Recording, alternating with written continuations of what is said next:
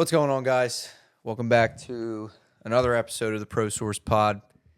Today, we're going to be discussing the program hopper, the guy that jumps on a program or starts working with a coach, goes with him for 2 months, doesn't really see many results, and then thinks the answer is to jump ship. Now, with the way that baseball is today, especially pitchers, this is mostly pitchers that do this, there are a ton of program hoppers. And guess what? Early in my career, I myself was one of those program hoppers. So we're going to be going over why this is probably the worst thing you can possibly do if you, A, want to throw harder, and B, become a better pitcher. So, Nick, you got any thoughts for us? If not, I'll go into a little bit of my experience with this. But you can go.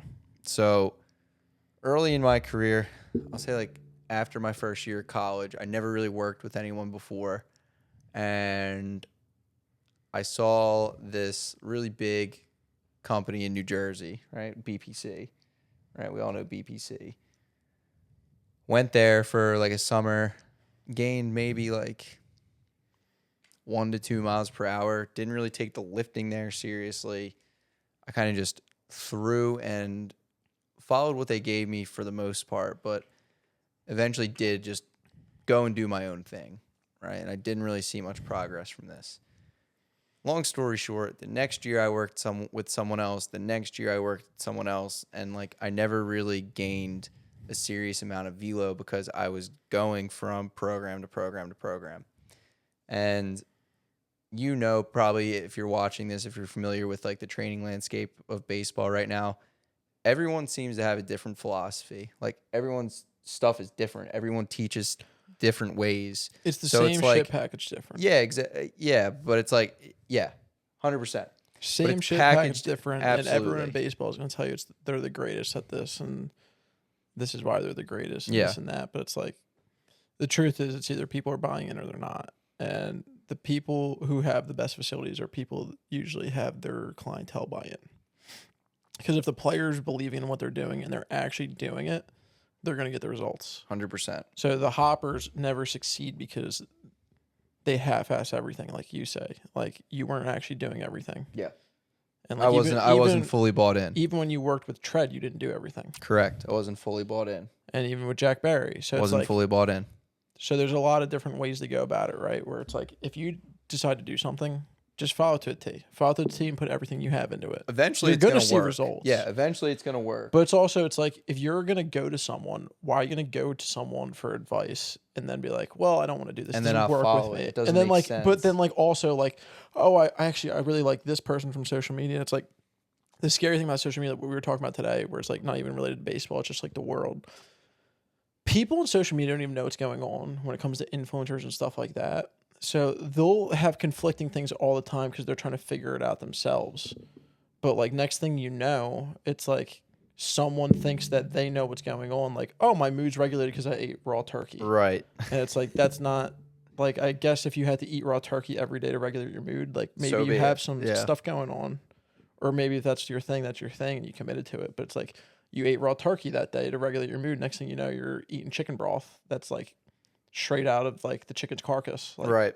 Just fresh off the farm. So it's like literally like everyone's going to go on social media and find things around what they're interested in. But a lot of things will conflict like the other person's statement. And everyone's trying to be loud on social media as it is to get people's attention. So it's like, now it's like, oh, I'm trying this because someone said, dude, this is the most effective. This is the most effective. It's like, trust whoever you're with, do whatever they're saying. And if you're really not getting any results after a couple months, maybe look elsewhere. Yeah.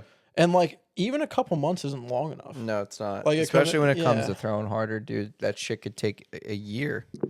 Like, the honest sample size to see, like, did you get anything from it would be like 6 months. Absolutely. 6 months is probably like where it's like, okay, like I actually see like growth here. And it's like, you can do it in a shorter amount of time, but it's like, depends on what you're doing. You can hurt yourself. Like actually, like unless you're in the midst of going through like a growth spurt and all that other stuff where it's like, if you're a sophomore going in like sophomore summer, going into early junior year, like you might have like a random transformation that summer, but that's because you might have like gone through puberty or like had a growth spurt or Absolutely. something like that, like along the lines of like, oh, you grew like 4 inches. Well, that plays a role. So Plays a you'll see huge like role. you'll see like facilities post all the time like these radical transformations. It's like he went from 78 to 92, and it's like in 7 months, but it's also like in that 7 months he grew Yeah. fucking 5 inches And then like I want and to gained 40 pounds. I want to add something to that too. It's like you'll see all these crazy transformations because if you take a kid who wasn't doing jack shit and then you put him on a program, it doesn't matter what that fucking program is. It doesn't matter. He's gonna get better. He's gonna get better because it's better than what he was doing before. He was doing nothing before, and now he's doing something. Whether that something is throwing weighted balls, whether doing towel drills, the fucking riding a unicorn, I don't know. It doesn't matter. But he's gonna get better. jerking off 4 times a day. Jerking Forearm off 4 strength, times a day, exactly. Forearm strength. He's gonna get better. If he's on a program he was doing nothing before, he's gonna get better. Yeah. Well, it's just, you can be doing the wrong things and get better because you fully believe in it. Now, don't get me wrong. Like, Air quotes around the wrong thing. If you're Yeah. listening on audio, wrong thing. but it's like even when air it comes, quotes around that. even when it comes to like as like an athlete, like working out what to do, what not to do, and there's so much like, oh, there's so much science behind this and that. It's like, dude, just fucking lift, get stronger. Yeah. Lift and get stronger, commit to it. Don't do like 75 different things. You don't need and to like do in your lifting routine, if you keep like switching up what you're doing all the time, you're not going to see growth from anything because you're just constantly switching your stimuli. So nothing's ever Yeah, and you're just gonna sideways. go up like this. You're gonna go up sideways. You're about to say something. What were you going to say? You don't need to do rotational landmine press. No, fuck rotational landmine press. Just 2 shoulder press. Yeah, like Just get strong. I can't bench. Yes, you can. Yeah, Just bench you and can. have proper form. 100%. Like 100%. it's not a big deal. Yeah. And then like they'll be like, oh, well, but if you're a pitcher and get benched, you're gonna get hurt. It's like, well, there's a lot of other factors involved. Like There's if you're throwing 100, like you might just get hurt. you're bound to get hurt because you just throw 100. Ross Chapman might be one of the only people to throw 100 forever and not Dude, get hurt. that's astounding. He might be. That's astounding. He's also jacked. Yeah. So, like, Yeah. Well, it's like I feel like I'm trying to think. You really don't see pitchers who are in So I remember really, really, really good OG shape. OG Met staff of long hair DeGrom, You love bringing Matt this up. Harvey, Thor, like Thor as in Noah Syndergaard. They were like big bench press guys, and then they all got hurt, so people made a big deal about it. All right. But it was also like DeGrom was skinny as shit. Matt Harvey was on coke, and Noah Syndergaard, maybe he just went too heavy, but he still lifts like a maniac. But the thing is with him, He doesn't throw hard doesn't throw hard anymore. He doesn't throw hard anymore. he also kind of stunk. He was never. He was good. like- dude. He was a guy people hyped up for decades. Well, not decades, but like years. About I want to like, see what he has got the nastiest stuff ever. And it's like he did. He did. He have was really horrible. Good stuff. He never pitched well. He wasn't a pitcher. He was just a guy who threw hard. He had good stuff for like 1 year. He pitched really well against the Royals in the in game 1 of the 2015. That was like World the only Series. year he was good. Yeah, that might have been the only year. Because after that, like he would have like a 4 ERA, and people were like he's untouchable. It's like, well, he walks like 7 guys a game. Yeah, It's like I don't care how hard you throw or how much your ball moves. And okay, I talk about like throwing 100 plus and not throwing a sinker. He actually did it. Like, so listen to this. We kind of got off topic here, but like going back to program hopper, Noah Syndergaard is a confirmed program hopper. he was a Cressy guy. He was a at one point. Cressy guy, and he also was a tread guy. I don't know if you knew that or not. When was he a tread guy? He was a tread guy after. It was after he got done pitching for the Phillies. He was a tread guy. He like doesn't play anymore. So Yeah, he doesn't play. He was in a last ditch effort. Yeah, is tread where people go to die? Honestly, yeah. If you really look at it, it's tread is kind of where people go to die. Holla at your boy at tread. I'll let you, boy. Nah, but yeah, dude, Syndergaard was a program hopper. But like, I will defend like a tread or like a BPC and all these places where it's like yeah, we're you not get to anti no, them. you get to a point where you get like big as facility, where it's like you're gonna get so many people that are going there just because someone that was good was there, Yeah, and like they want to be that person. And if they 100%.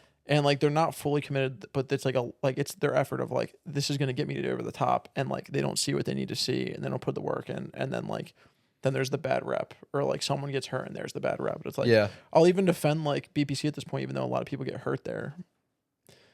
What happens there a lot is people go, they don't actually do what they're supposed to. They kind of dick around with their friends. They throw a couple weighted balls, don't really take arm care serious and all that stuff. And next thing you know, someone's getting TJ. Yeah. And it's like, I don't know how it looks now because I know they got a new building, but it's like, dude, there's like maybe 2 throwing coaches on floor to 20 athletes, maybe more than that now because they got the new place. So it's like, yeah, the kids are kind of just on their own. Like I know when I was there, again, like not taking anything away from BPC, but it's like, dude, I'd see Adams twice a week maybe. And the other cat, I don't know, he like kind of just showed up and did whatever. But it was like I was on my own. And it's like I'm not saying that's the reason why I didn't throw any harder. I didn't put full commitment into the program. Like I didn't give it everything I had, but it's like you make a valid point. When kids are kind of unregulated, throwing weighted balls and plyos, which can be dangerous if you do it the wrong way, then yeah, you're going to see a fucking big number of injuries. It might have been, I don't think it was Rivera who told me this. I forget who it was. No, it might have been from talking to Jack Fitzpatrick and them. It's like they're really big and they tell everyone that like you have to lift. They stress this stuff like enough, but no one ever actually was using their weight room and stuff. And like it was at a point where like when we were still like when they were becoming a thing, and like Matt Rivera went there a little bit. He like we would always hit with Craig, and he loved doing that. And it was like he said essentially it was everyone waited a very long time to get on a hack attack and just sit in one cage, and they just kind of hung out. And he's Sounds like all pro. Yeah, he was like he was like I'm kind of just I want to get work in. Like I don't care to sit for 3 hours to just dick around. Yeah. Mm-hmm. So it's like, but that's also what brings a lot of those local guys like for the culture in. Yeah. It's because everyone they like knows hang each out. other. Yeah, they like hanging out with each other. It really is a hangout spot. Which isn't a bad thing. But Yeah, it's not. It's like, yeah, it's not a bad thing, as long as you're just doing the right thing. Well, you see the people who put And in the work. It's not the facility's fault. Whatever. Yeah. It's not the facility's fault at all. It's like No. they're giving you a good service. Like they're giving you a place to do everything. You have all the resources you need. The problem is the program hoppers. The problem is the program hoppers. And dude, there are so many kids that like, this didn't work. That didn't work. God. Honestly, as a coach, it's a red flag when like you get It's to a the point. huge red flag. As a coach, it's really tough, Dude. especially being in the industry where it's like you start hearing from the people and it's like one after another. Like you're on like your 7th team, you're on like your 7th facility. Absolutely. No dude. one's ever enough. No one ever did anything for you. Because And it's like, do you look in the mirror of what if you're you doing? get one Because of like those you're not going to kids- help them. Yeah, exactly. If you get one of those kids as a coach, right? Like you're a coach and you're getting a program hopper, right? What the fuck makes you think he's going to listen to what you're saying? Because like you either have a kid who is a program hopper and he's like, oh, my coach says I can't do our team's running today because I have conditioning A. It's like, well, dude, go fuck yourself. Yeah. Then be a facility pitcher. Be a facility pitcher. That's fine. Yeah. Like you're a pussy. So let's like you'll either get those kids or you'll get the kids who just like, well, no, both of the things I was going to say, they kind of tie into one, but it's like, you don't want a program hopper on your team. You don't want a program hopper on your team or coming into your program. Because, like, especially, like, if you're the one doing the training, like, if you're the coach training the person, or even if you're the coach who's just getting this person on your team, it's like, you start hearing, like, the rap sheet of where they've been and, like, who didn't work and what didn't work, and they were horrible, and they're just shit-talking everyone and everything that they've done. You're going to be It's added like, to that list, buddy. Yeah, you're kind of just like, well, I'm going to try my best with this kid, but, like, I kind of, like, already know, like, Yeah. no matter what I do, they're not going to take it as serious as I'm taking it. So then it just gets more difficult because it's like no one wants to give them the time of day. It's hard to convert a program hopper. Yeah, It's really hard. because like they're the people usually that just don't give it their all and have an excuse for everything, and like they're gonna do this and that. And you just go like this the whole time. Just go sideways. It's very rare that someone actually stinks that bad who's committed. correct. Like, it's very, very rare. I agree with that. Like, you'll see some type of progress if you put everything into it. Yeah, if you put Like, there's not a lot of Jim Chens who are with the tread for like a 4-year stretch and only he might have 37 to 67. he might have to look in the mirror Yeah, I don't. He might have to look in the mirror for that one. Yeah, I don't know. That was But- still one of the craziest things I've ever heard. Yeah, that's wild. But it's like also a lot of this shit, like you said earlier, it's like, dude, it really is the same shit, just differently packaged. And it's like there's so many program hoppers because kids just don't want to They want the They want- path of least resistance. They want the easiest the thing. easiest thing to follow. And like They want the quick fix. a tread, a battery. shortcut. It's like They just want shortcuts. Everyone wants shortcuts. yeah, everyone wants shortcuts. That's what attracts people. Shortcuts. Yeah. There are no shortcuts. There are no shortcuts. Anything worth anything is hard. Yeah, 100%. But it's like, I feel like there was something else I wanted to say. That's fine. I mean, that's everything on my front on it. Yeah, I've no, said everything I have to say about the program hoppers. Yeah, I got nothing else. They just need I to look in hate, the I mirror. hate the program hoppers. But if Unless you hop on our program. you're a guy right now, It's the last program you're going to be hopping on. correct. If you're maybe a program hopper listening to this, or you're a kid who just wants to throw harder, give us a look. We have all of our training materials in the description below for purchase. And we actually practice what we preach. We follow all of the programs that we have. And if you don't believe us, we document every single day of throwing on our YouTube channel. It's in the playlist titled 95 mile per hour blueprint. Go check it out. Go check out all our other stuff. If there's any videos you want us to make, leave a comment, like, subscribe, and we'll catch you on the next one. Peace.